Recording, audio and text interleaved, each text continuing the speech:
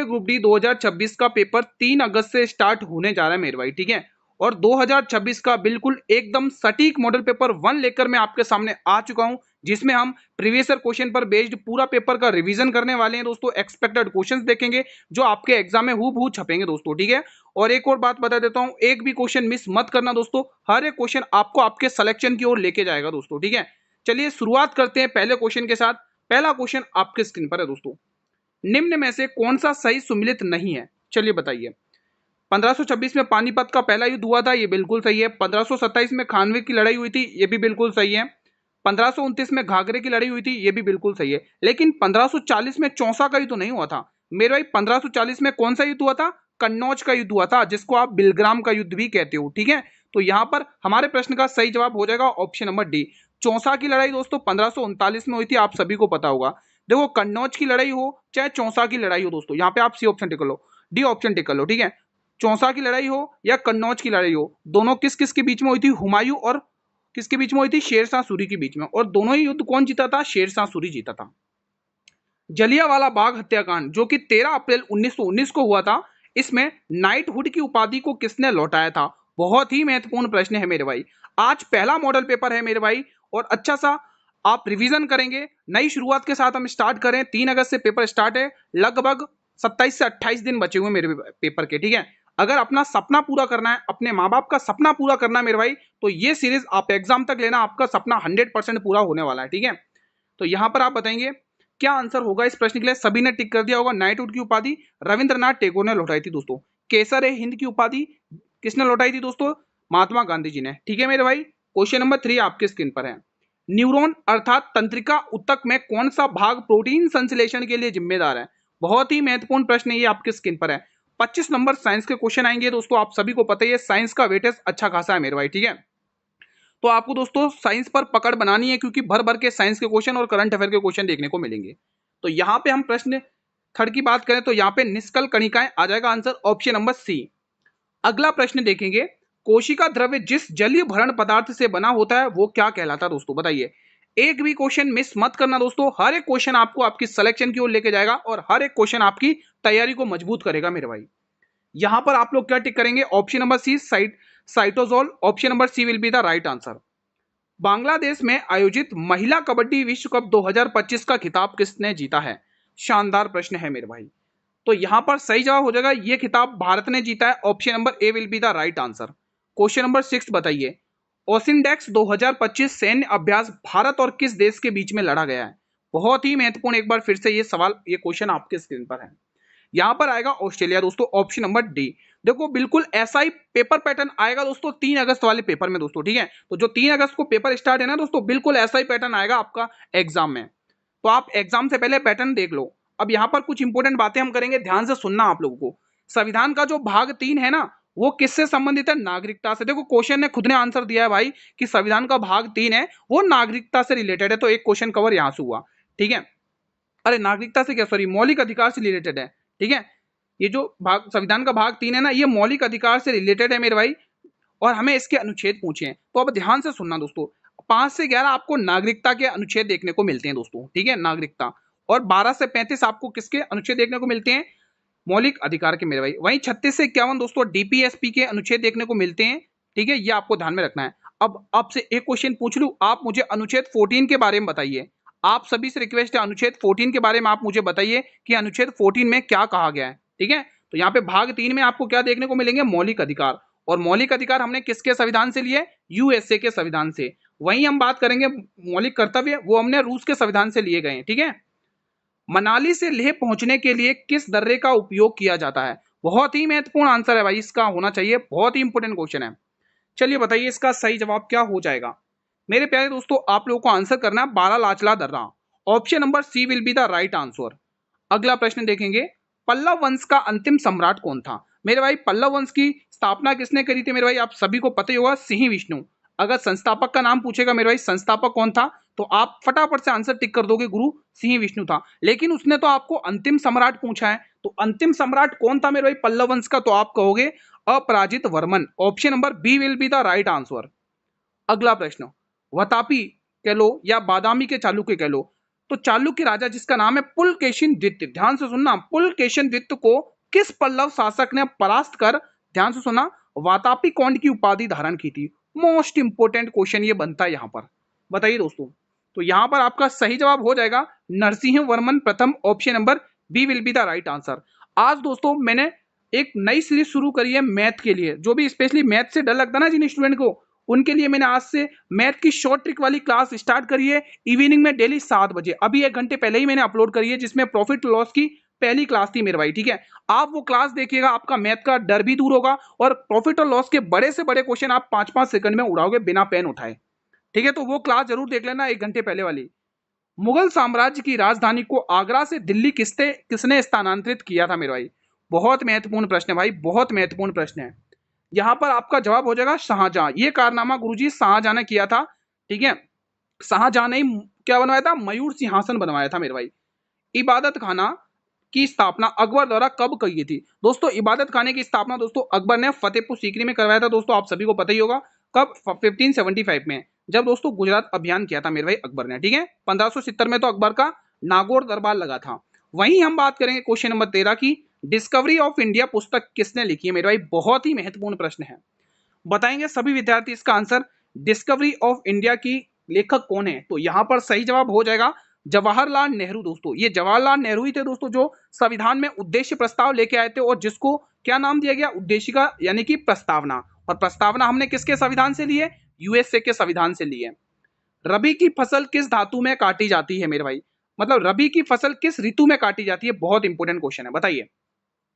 यहां पर सही जवाब हो जाएगा ग्रीष्म ऋतु मेरे भाई, option number A will be the right answer.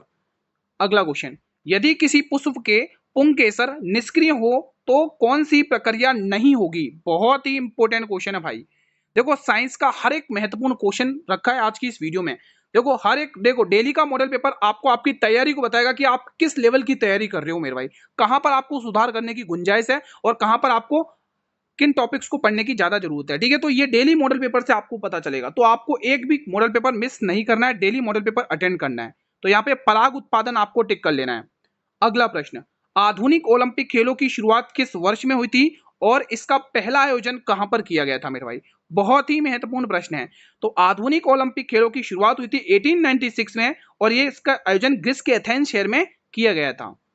अगला क्वेश्चन, ओलंपिक में पदक जीतने वाली पहली भारतीय महिला खिलाड़ी कौन है? ओलंपिक में पदक जीतने वाली पहली भारतीय महिला खिलाड़ी कौन है? तो यहाँ पे कर्णम मल्लेश्वरी आपको टिक कर लेना, ऑप्शन नंबर डी। अगला क्वेश्चन, किस शहर को पूर्व का वेनिस कहा जाता है या फिर सिटी पैलेस कहा जाता है? एक बार मुझे कमेंट के माध्यम से बता देंगे। इजी सवाल है, इजी क्वेश्चन है, कोई ज्यादा टफ नहीं है। आप लोगों ने अभी तक टिक भी कर दिया होगा, झीलों की नगरी उदयपुर को कहा जाता है, ठीक है। तो बताइए भाई कौन कौन है उदयपुर से? आप कमेंट कर सकते हैं मेरे भाई कि आप भारत के किन किन राज्य से जुड़े हुए चैनल से और पढ़ाई कर रहे हैं सिंसियरली मेरे भाई। आप अपने राज्य का नाम कमेंट बॉक्स में बता सकते हैं, ठीक है मेरे भाई। तो अपना परिचय जरूर दीजिएगा। जनगणना 2011 के अनुसार भारत में शहरी आबादी का कितना प्रतिशत हिस्सा झुग्गी झोपड़ियों में रहता है मेरे भाई? शानदार क्वेश्चन है, और ये क्वेश्चन रेलवे में बहुत बार पूछा गया है। देखो जो मैं मॉडल पेपर लेके आता हूँ ना दोस्तों, उसमें रेलवे के द्वारा जितनी बार वो क्वेश्चन पूछा गया वो क्वेश्चन भी मैं ऐड करता हूँ, ठीक है। तो आपको पूरी तरह से ये मॉडल पेपर आपको अच्छे से पूरा देख लेना है और रिवीजन कर लेना है। तो 17.4% आपको टिक कर लेना, ऑप्शन नंबर ए। अगला क्वेश्चन, संविधान के किस अनुच्छेद द्वारा सिखों को कृपाण धारण करने का धार्मिक स्वतंत्रता अधिकार है? भाई जो छोटा सा सिख होता है ना मेरे भाई, वो छोटा सा एक तलवार टाइप की रखते हैं दोस्तों, है ना। तो आपको पता है दोस्तों ये उनको राइट दिया हुआ है, ठीक है। तो राइट वो कौन से अनुच्छेद के तहत दिया गया ये आपसे क्वेश्चन ने पूछा है। तो आप कहोगे वो आर्टिकल 28 है मेरे भाई, ठीक है। और 21 क्या कहता है? जीवन का अधिकार मेरे भाई, ठीक है। इनमें से कौन सा संविधान संशोधन की अधिनियम गुड्स एवं सर्विस टैक्स का प्रावधान करता है मेरे भाई? बहुत ही महत्वपूर्ण ये संशोधन है। देखो अमेंडमेंट से आपको हर एक क्वेश्चन को पढ़ लेना है, एग्जाम में छपते हैं दोस्तों अमेंडमेंट, ठीक है। अमेंडमेंट मोस्ट इंपोर्टेंट टॉपिक रहता है, अनुच्छेद और अमेंडमेंट। यहाँ पे आपको 100वां संविधान संशोधन याद कर लेना है। भारतीय राष्ट्रीय आंदोलन के 1885 से लेके 1905 की अवधि को क्या कहा जाता है मेरे भाई? तो यहां पर क्या ध्यान रखेंगे मेरे भाई, क्या कहा जाता है बताइए, किसी को पता है? गलती मत करना। तो क्या कहा जाता है? उदारवादी चरण। क्या कहते हैं हम इसको? उदारवादी चरण कहते हैं। किस सुल्तान ने 24 कष्टदायक करों के स्थान पर केवल 4 कर लगाए थे मेरे भाई?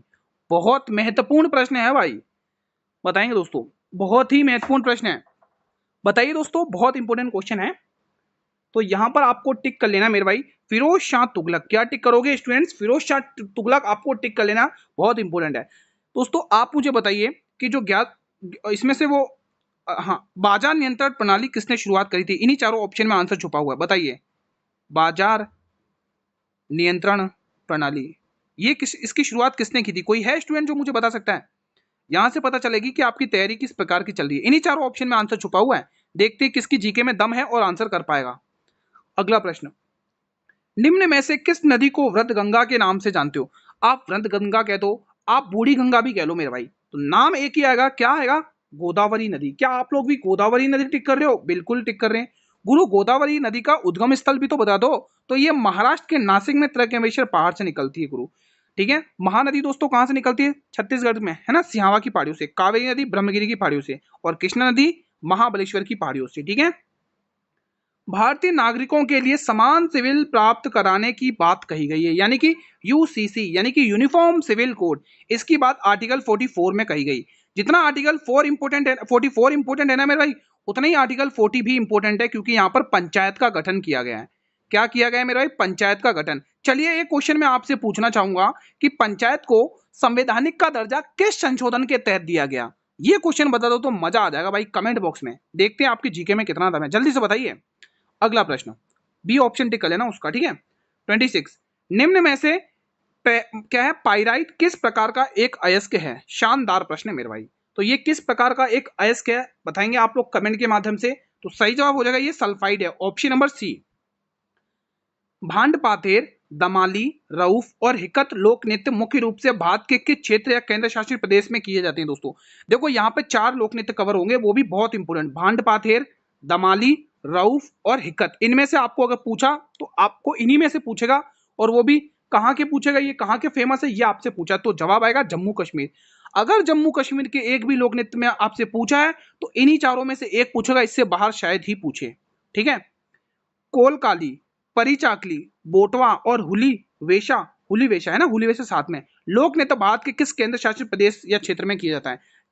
बताइए दोस्तों, अगर उस क्षेत्र से पूछा तो वही पूछेगा, लक्षद्वीप से अगर एक भी लोक नृत्य पूछा तो इन्हीं चारों पांचों में से पूछेगा, ये गारंटी है दोस्तों, ठीक है। चलिए अगला क्वेश्चन। दोस्तों 2025 में भी मैंने ग्रुप डी के लिए पढ़ाया था दोस्तों, और बहुत सारे स्टूडेंट अपने सिलेक्शन को लेके आए हैं दोस्तों, ठीक है। तो आप लोग भी विश्वास रखें और पढ़ाई करें डेली इसी टाइम पर। कथक कहाँ का प्रमुख शास्त्र नृत्य है मेरे भाई? तो आप सभी को पता है दोस्तों, पहले तो मैं कुछ इंपोर्टेंट बता देता हूँ। केरल में दोस्तों आपको 2 शास्त्र नृत्य ध्यान रखने हैं। सबसे पहला आप ध्यान रखो कथकली, ये बहुत पूछा जाता है, कथक और कथकली में बहुत सारे स्टूडेंट कंफ्यूज होते हैं। तो केरल भारत का एक ऐसा शास्त्र नृत्य है दोस्तों जिसके 2 क्लासिकल डांस है मेरे भाई। वो 2 क्लासिकल डांस कौन कौन से है वो आपके सामने है, एक तो कथकली और दूसरा मोहिनी अट्टम, ठीक है। मणिपुर का मेरे भाई, मणिपुरी आपको ध्यान में रखना है दोस्तों, मणिपुरी, ठीक है। और असम का बहुत इंपॉर्टेंट पूछा जाने वाला है सत्रिया नृत्य दोस्तों, एग्जाम के लिए पॉइंट ऑफ व्यू से इंपॉर्टेंट है। सत्रिया 2000 सन 2000 में स्थापना हुई थी दोस्तों, किसने की थी? श्रीमद शंकर देव ने दोस्तों, ठीक है। तो यहाँ पर एकमात्र उत्तर भारतीय का जो क्लासिकल डांस है वो है कथक, यानी कि यूपी का क्लासिकल डांस है ये। कहाँ का मेरे भाई? यूपी का क्लासिकल डांस है। अगला प्रश्न आपके स्क्रीन पर है, सत्रिया नृत्य शैली को किस राज्य से शास्त्रीय नृत्य का दर्जा दिया गया? इसमें आपको ज्यादा समय नहीं लगाना क्योंकि मैं ये चीज बता चुका हूं। अगला प्रश्न, चंद्रगुप्त मौर्य ने मौर्य साम्राज्य की स्थापना किस वंश को समाप्त करके की थी मेरे भाई? उस वंश का अंत कर दिया था भाई, बताइए दोस्तों। आपने वो कहानी पढ़ी, वो चीज पढ़ी, वो एक बात पढ़ी ना दोस्तों, अगर आचार्य चाणक्य ना होते तो चंद्रगुप्त मौर्य ना होते, ठीक है। तो यहाँ पे नंद वंश को उखाड़ फेंका था मेरे भाई, option number A will be the right answer. चलो एक क्वेश्चन पूछता हूं, नंद वंश के किस शासक को पराजित करके दोस्तों उस वो मौर्य साम्राज्य की स्थापना की थी चंद्रगुप्त मौर्य ने? कोई है स्टूडेंट जो मुझे बता सकता है? मेगस्थनीज गुरु, ये वही मेगस्थनीज है जो सेल्यूकस निकेटर का दूत बन के किसके दरबार में आया था? चंद्रगुप्त मौर्य के दरबार में आया था गुरु, ठीक है। उसकी एक पुस्तक भी है मेरे भाई, मेगस्थनीज की एक पुस्तक है इंडिका, जिसमें पाटलिपुत्र का प्रकाशन है। अब क्वेश्चन ये कह रहा है इसमें मौर्य साम्राज्य के समाज को कितने वर्गों में विभाजित किया गया था मेरे भाई? बहुत इंपॉर्टेंट क्वेश्चन है। तो मैंने जो भी चीज आपको ओरली बताई है उसको ध्यान से सुनना मेरे भाई, जानकारी बहुत इंपॉर्टेंट है। जानकारी वही जो एग्जाम में छपे, पढ़े वही जो एग्जाम में छपे। तो सही जवाब आएगा ऑप्शन नंबर बी, 7 समाज में वर्गीकृत किया गया था, ठीक है दोस्तों। अगला प्रश्न, बिंदुसार के शासनकाल में तक्षशिला में हुए विद्रोह को दबाने के लिए बिंदुसार ने किसको भेजा था मेरे भाई? बहुत महत्वपूर्ण है मेरे भाई, बताइए। दोस्तों बिंदुसार के शासनकाल में एक विद्रोह हुआ था तक्षशिला में, वहां पर दोस्तों सुशीम और अशोक दोनों को भेजा था। तो ऑप्शन नंबर डी आपको टिक कर लेना है। अर्थशास्त्र में गणित अर्थशास्त्र में वर्णित सीताध्यक्ष शब्द का किस विभाग से प्रमुख होता था, मतलब सीताध्यक्ष का किस विभाग का प्रमुख होता था? तो ये दोस्तों एक कृषि विभाग का प्रमुख हुआ करता था। ऑप्शन नंबर बी आपको टिक कर लेना, इंपॉर्टेंट है। अगला प्रश्न क्वेश्चन नंबर 35 बताइएगा आप लोग। भारत ने किस देश के साथ काजिंद सैन्य अभ्यास 2026 में भाग लिया है? बहुत ही इंपॉर्टेंट ये क्वेश्चन आपकी स्क्रीन पर है, तो जवाब भी ऑप्शन नंबर बी टिक करना, कजाकिस्तान। अगला प्रश्न, G20 की अध्यक्षता 2026 में किस देश के द्वारा की जाएगी? देखो करंट अफेयर पे भी जोर डालना है, करंट अफेयर भी बहुत सारे पूछे जाएंगे, करंट अफेयर के सवाल क्वेश्चन पूछे जाएंगे भर भर कर, ठीक है। तो यहां पर सही जवाब हो जाएगा दक्षिण अफ्रीका। क्या होगा जवाब? दक्षिण अफ्रीका आपको टिक कर लेना है। क्वेश्चन 37, 2026 ऑस्ट्रेलिया ओपन पुरुष एकल का खिताब किसने जीता है? बहुत ही महत्वपूर्ण ये प्रश्न है भाई, बताइए सभी विद्यार्थी। यहां पर सही जवाब हो जाएगा नोवाक जोकोविच, यानी ए वाला ऑप्शन आपको टिक कर लेना है। इसरो द्वारा लॉन्च किए गए गगनयान मिशन का मुख्य उद्देश्य क्या है मेरे भाई? बहुत ही इंपॉर्टेंट है, बहुत ही इंपॉर्टेंट ये प्रश्न है आपके स्क्रीन पर। तो सही जवाब आ जाएगा मानव अंतरिक्ष उड़ान। Option number B will be the right answer. ये बताइए वर्ल्ड हैप्पीनेस रिपोर्ट 2026 में भारत की रैंक क्या है? शानदार क्वेश्चन है भाई, बताइए वर्ल्ड हैप्पीनेस रिपोर्ट 2026 में भारत की रैंक क्या है? तो आपको भारत इसमें 126वें स्थान पर है। Option number A will be the right answer. चलिए क्लास का अंतिम प्रश्न देखते हैं मेरे भाई, ठीक है।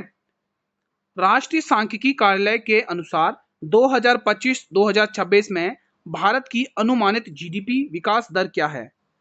बताइए दोस्तों, चलिए बताइए इसका आंसर क्या होगा। तो यहाँ पे अगर हम देखें तो यहाँ पे 7.3% आपको टिक कर लेना, ऑप्शन नंबर सी। चलिए आज मैं आपको एक क्वेश्चन होमवर्क में देके जा रहा हूँ, प्लीज मुझे आंसर दीजिएगा कमेंट बॉक्स में, कमेंट बॉक्स में आंसर दीजिएगा। आज का जो टॉपिक है मेरे भाई वो है अनुच्छेद, आज का जो होमवर्क वाला टॉपिक है वो अनुच्छेद है संविधान के, इंपोर्टेंट, ठीक है। अब देखते हैं आपकी तैयारी क्या लेवल की है, किस लेवल की है, आप किस लेवल की किस दिशा में तैयारी कर रहे हो दोस्तों, वो आज की क्लास से पता चल जाएगा आपको, चल ही गया होगा दोस्तों, ठीक है। अब मैं कुछ इंपोर्टेंट आर्टिकल्स लिख रहा हूँ। सबसे पहले अनुच्छेद आप मुझे बताइए, देखो इंपोर्टेंट वाले लिख देता हूँ। 76 के बारे में बताइए, आप यहीं पर मुझे बताएंगे दोस्तों। 1010 मतलब 110 के बारे में बताइएगा। आप मुझे यहीं पर 356 के बारे में बताइए, ठीक है। आप मुझे यहीं पर 72 आर्टिकल के बारे में बताइए, और आप मुझे यहीं पर 76 हो गया ना, एक मिनट, 76 हो गया। अब यहीं पर आप मुझे बताइएगा 76 के बाद आप मुझे यहाँ पे आर्टिकल 81 के बारे में बताइए, और आप मुझे यहीं पर आर्टिकल 61 के बारे में बताएंगे, और आप यहीं पर 123 आर्टिकल के बारे में बताइए, ठीक है। आर्टिकल 226 के बारे में बताएंगे, और आर्टिकल 32 के बारे में बताइए, और आर्टिकल 24 के बारे में बताइए। आपको इनमें से जितने भी आर्टिकल्स आते हैं मेरे भाई, आप सभी से विनम्र निवेदन है, इनके आंसर आपको कमेंट बॉक्स में करना है, सभी के, सभी से रिक्वेस्ट है, सभी से, ठीक है मेरे भाई, सभी से रिक्वेस्ट है। जिसको जो आर्टिकल नहीं आए वो ईमानदारी से बता देना गुरु कि हमें ये वाला आर्टिकल नहीं है, आप बता दो, तो मैं कमेंट में आंसर रिप्लाई कर दूंगा आप सभी को, ठीक है मेरे भाई। पर रिवीजन जरूर करना मेरे कहने से मेरे भाई, ठीक है। ये इंपोर्टेंट आर्टिकल है, आपके एग्जाम में इन्हीं में से देखने को मिलेंगे। आप चिंता ना करें, मैं सारे इंपोर्टेंट क्वेश्चन कवर करा दूंगा एग्जाम से पहले।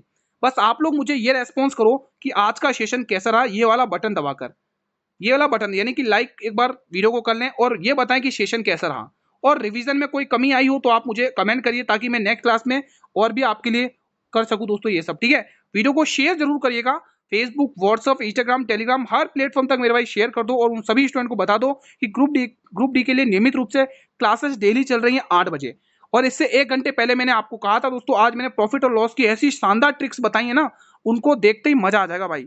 आप क्वेश्चन देखते ही उड़ा पाओगे, आपको देखते ही माइंड में क्लिक कर जाएगा, हाँ गुरु इस क्वेश्चन को मैंने किया था, एक झटके में उड़ाओगे, ऑन द स्पॉट फैसला करोगे। तो वो क्लास जरूर देख लेना मेरे भाई, ठीक है। अब आपके काम की चीज कि सर इसकी पीडीएफ कहां पर मिलेगी, तो मेरे भाई याद रखोगे इसकी पीडीएफ आपको टेलीग्राम चैनल पर मिलेगी, और ध्यान रखना टेलीग्राम चैनल का लिंक मैंने इसी वीडियो के डिस्क्रिप्शन बॉक्स में दे रखा है, ठीक है। आप डिस्क्रिप्शन बॉक्स में जाइए, वहां पर टेलीग्राम चैनल होगा, वहां पर ज्वाइन कर लो, रिवीजन में लग जाओ, ठीक है। और बताओ कि कहां तक आपकी तैयारी हुई है, या आप मुझे कमेंट के माध्यम से बता सकते हैं, ठीक है दोस्तों। क्योंकि दोस्तों आपको इस 2026 में सिलेक्शन लेना है। जिन स्टूडेंट का दोस्तों किसी कारणवश 2025 में सिलेक्शन नहीं हुआ ग्रुप डी में, तो वो हार नहीं मानेंगे, एक बार फिर से उठेंगे दोस्तों, और फिर से प्रहार करेंगे, सिलेक्शन अवश्य होगा, ठीक है। बस ये मॉडल पेपर सीरीज आपको डेली अटेंड करनी है, और जो मैथ की जो सीरीज चलती है ना अपनी 7 बजे वाली क्लास में, जिसको मैथ से डर लगता है वो स्टूडेंट वो सीरीज जरूर अटेंड करें, ठीक है। कोई भी कुछ भी डाउट हो तो आप बेझिझक होकर इस कमेंट बॉक्स में पूछ सकते हैं अपना डाउट मेरे भाई, ठीक है। और एक और इंपॉर्टेंट बात दोस्तों, आपको क्लासेस डेली नियमित रूप से डेली अटेंड करना है, एक दिन भी मिस मत करना। मैं आपके लिए एक भी दिन मिस नहीं करता हूं, तो आप लोग भी एक भी दिन मिस ना करें, ठीक है। मिलेंगे कल के मॉडल पेपर में, तब तक जय हिंद जय भारत।